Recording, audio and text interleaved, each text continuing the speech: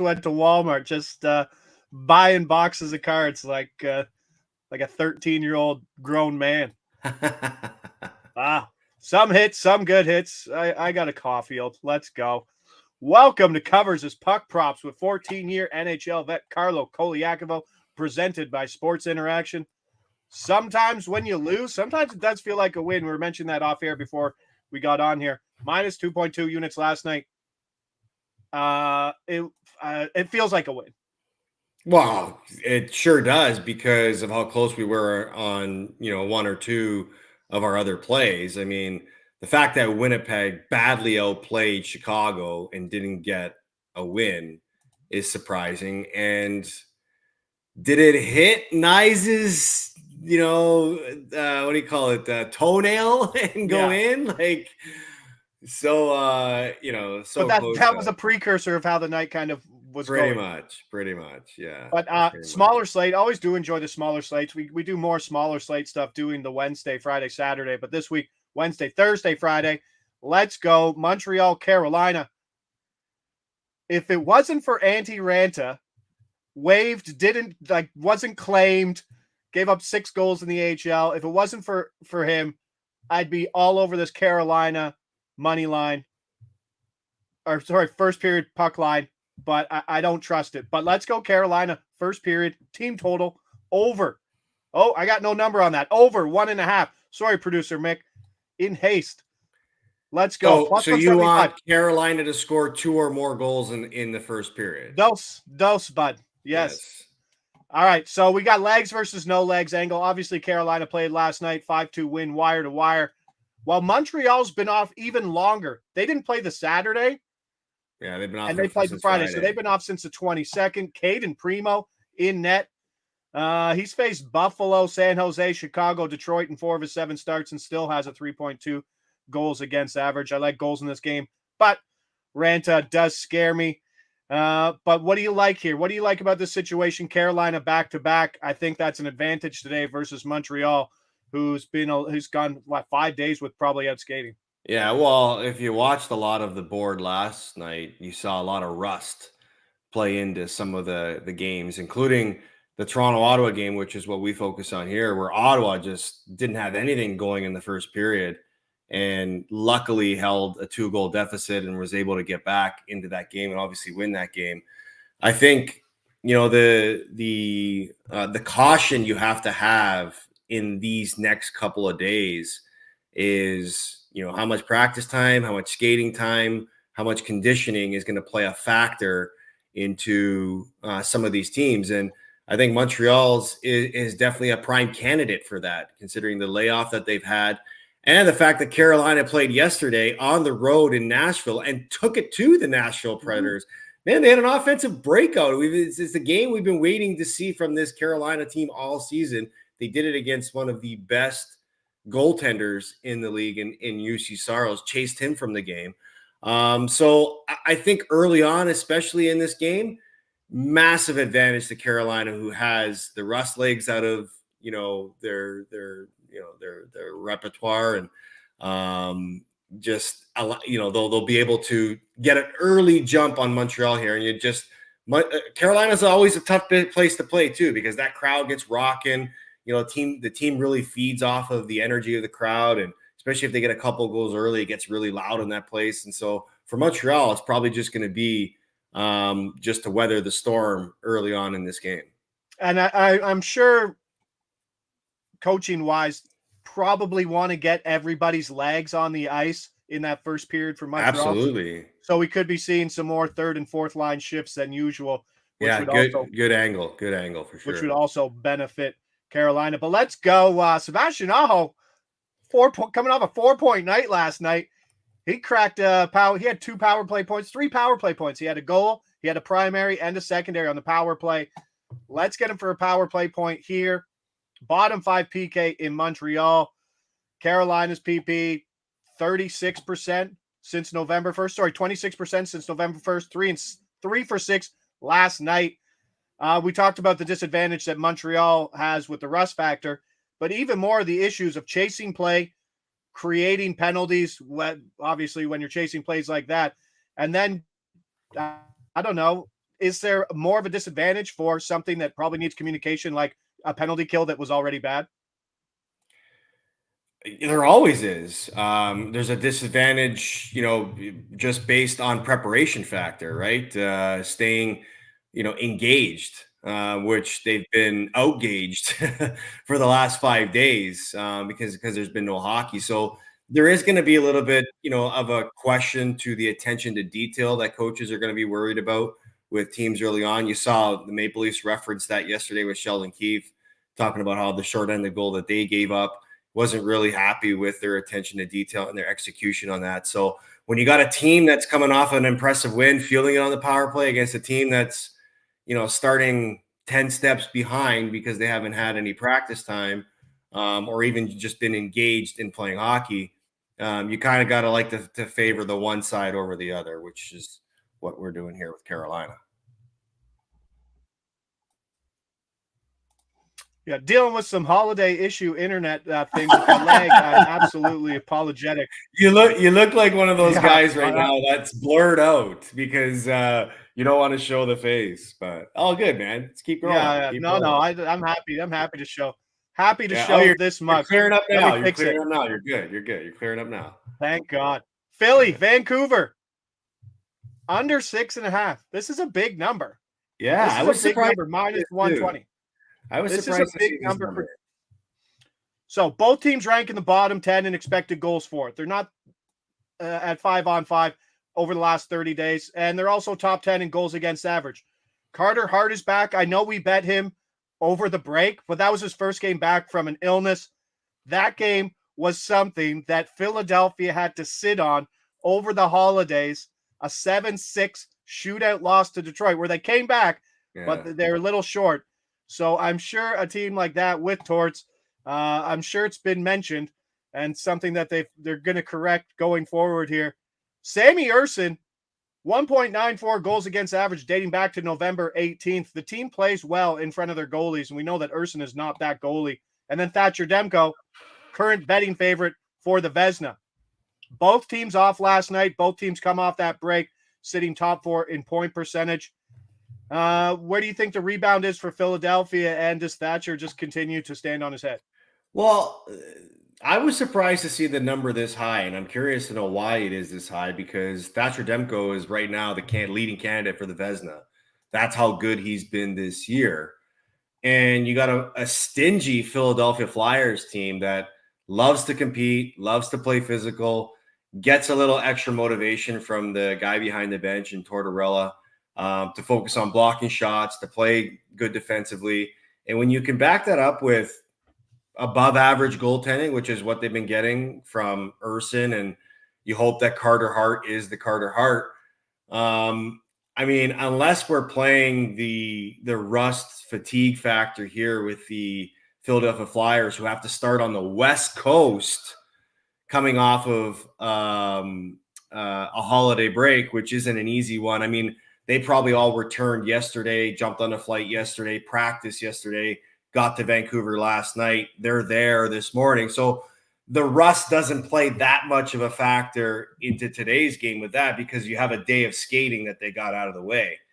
But I mean, Philly is one of those teams that has had games where they've kept up to high scoring teams, but they've also played tight checking games. And I expect that to be the game that we see tonight, between Philly and Vancouver, which is why I strongly lean on the under in this one.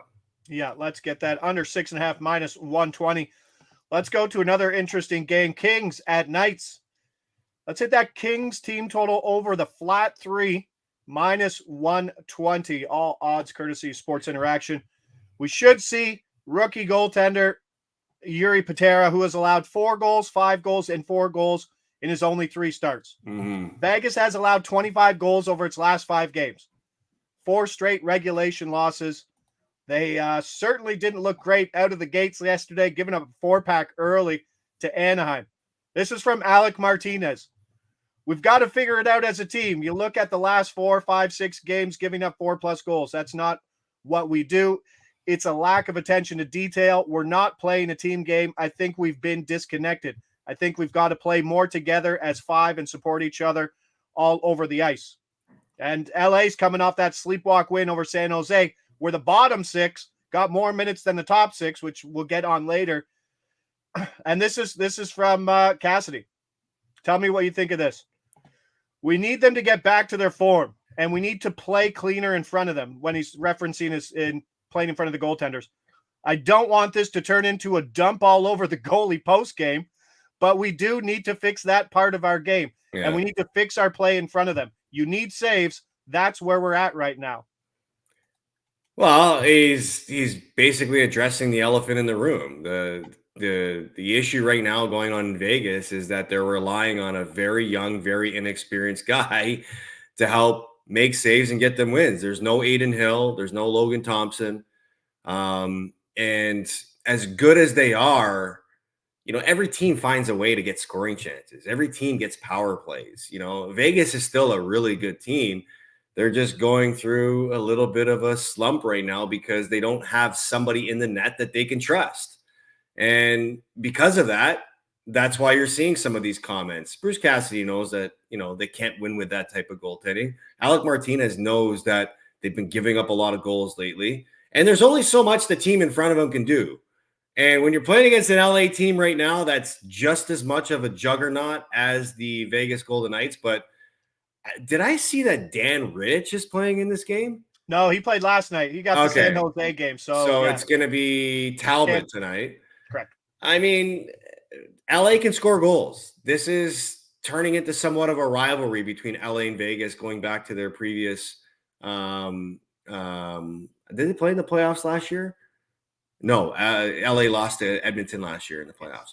But regardless, I mean, they're geographical rivalries, considering how close they are.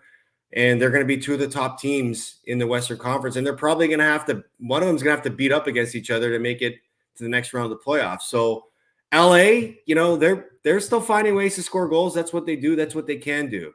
Vegas, they can do the same, but can they keep it out of their net at the same pace that LA does? And, recent history says no. Giving you the award for most syllables with the geographical. There you go. It's the winner 5-syllable word today, geographical. Yes. Write it down, kids. But no, I do like two-way scoring. I kind of like this over 6, but I do like the Kings here, who could close as a favorite. They're starting to get some money here. But let's just hit the team total over 3 -120. This game could certainly be 3-3 headed to overtime. Happy with the push despite that. And then let's get to the last game here. This was the last one I got on. I wanted to check one angle and see if any markets kind of represented that. And we got Warren Fogle over 2.5 shots on goal plus 105. I think I put it in there.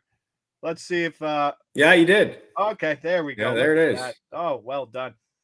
But I love the ones I send you. Like, what do you like for Edmonton player props? I'm like, Warren Fogle. And you're like, what? What? It's the same thing. We saw the bottom 6 in LA play over 10 minutes, where the Byfield Kopitar line, I think, finished with 8:43.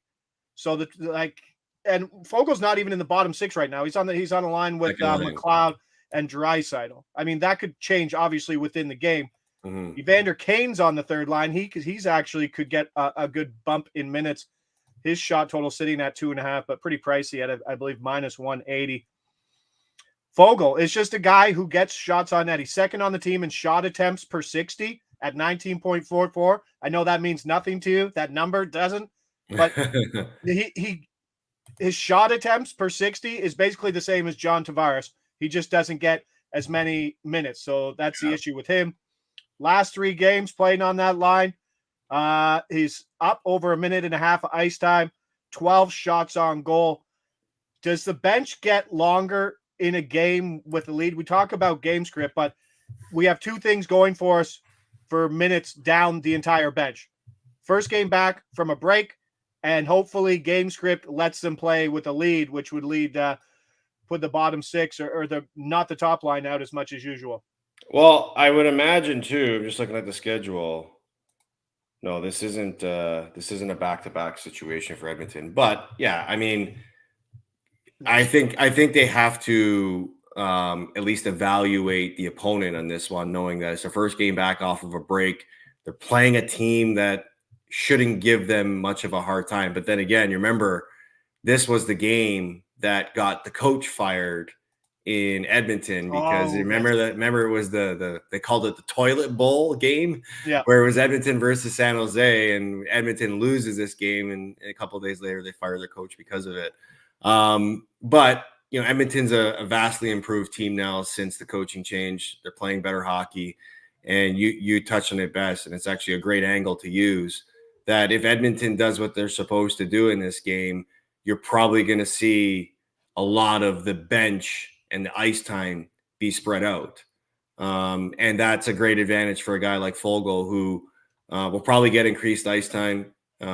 He is getting, a better opportunity playing with one of the team's better players in Draisaitl. And he's a guy that kills penalties too. And with his speed, he can probably generate one of those chip shots on net on the penalty kill. So good angle that you found here with him. Yeah, Warren Foegele over 2.5 shots on goal, plus 105. That game, the San Jose Edmonton previous game, San Jose was a plus 295 home dog in that game, the game in which they win. And now we're looking at the same price, around plus 295, plus 300 for the Sharks. I'm not running out to get it, but it's at that point. That number's at that point where you almost have to bet it. I mean, they're coming off a back-to-back. That's priced in here. Yeah. But Edmonton hasn't played. But a back-to-back could be that's what we're doing in the Carolina right game. Now, it's the advantage. Right?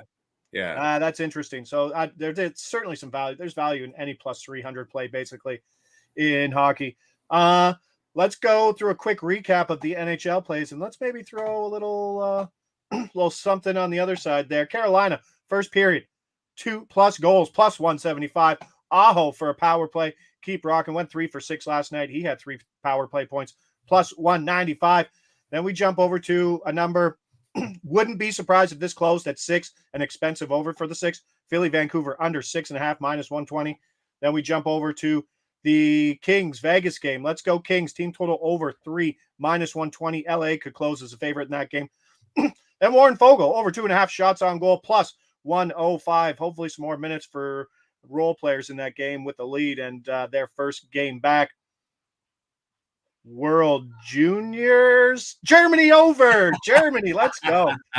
Germany, there's your Sweden. Bonus play of the day. Yes. Yeah, bonus play of the day. I'll put it on my record. No problem. Great price at Sports Interaction right now. Germany, Sweden over 6.5, minus 120.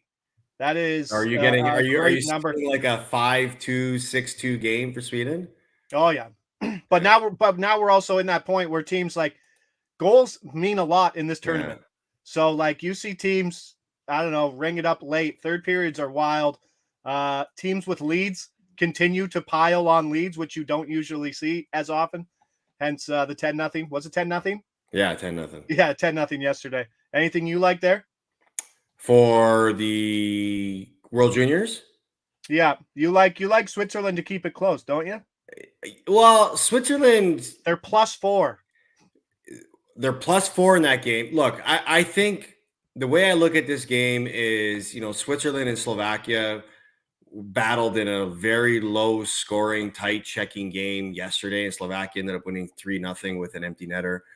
And I just think the U.S. sort of sleepwalked through the first game against Norway. I think you could see the U.S. actually wake up today like Canada did against Latvia. But the Swiss they play with a lot of pride. So what is the total in this game? Is it 6.5 or 7.5? 7, flat 7. Yeah, 7. So I mean, can the Swiss keep up with the US offensively? No, I definitely don't think they can.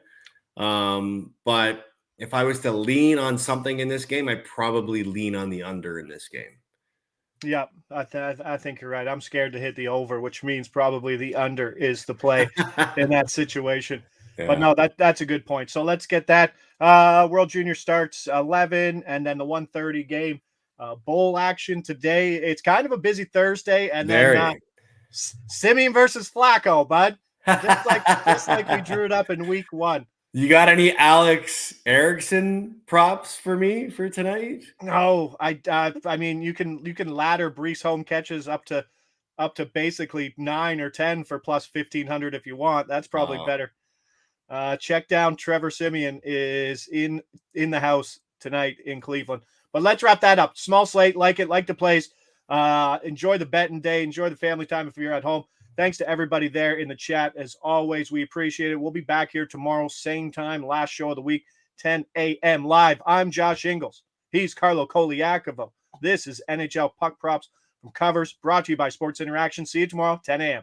And this is me saying ciao.